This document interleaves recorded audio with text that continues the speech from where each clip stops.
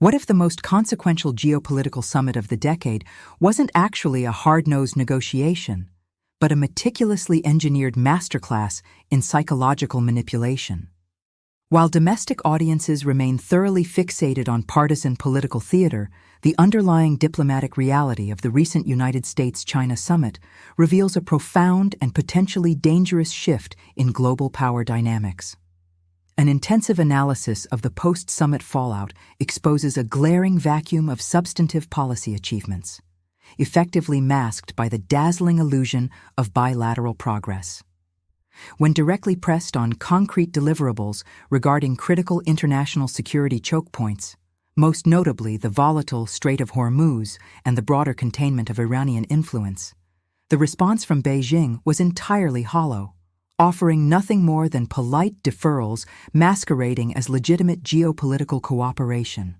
The prevailing narrative of an American triumph rests almost entirely on highly speculative, unwritten agricultural purchases, specifically a vague promise to buy more soybeans, while true strategic capital was quietly traded away for ceremonial grandiosity. Foreign capitals have fundamentally decoded a massive vulnerability in the current American diplomatic approach: the deliberate weaponization of vanity.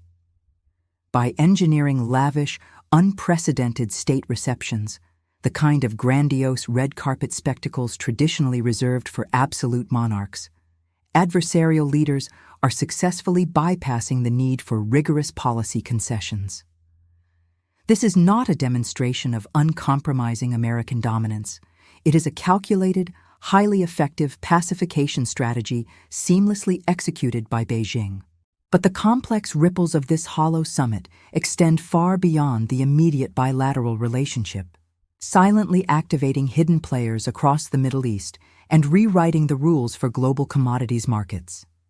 The surprisingly casual admission that American military entanglement in the Strait of Hormuz is essentially functioning as a localized security service for foreign entities, explicitly including China, Israel, Saudi Arabia, and Bahrain, fundamentally shatters the established populist doctrine of prioritizing strictly domestic interests. This jarring policy pivot creates massive, unpriced vulnerabilities for energy markets, which are now beholden to the whims of leaders offering nothing but rhetorical appeasement and knowing winks.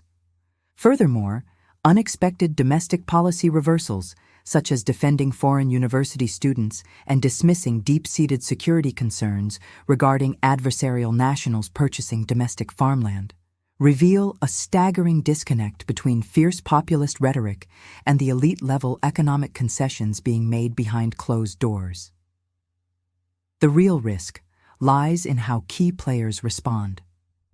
As the geopolitical chessboard realigns around these optical illusions, the projection of power is becoming divorced from the execution of effective statecraft.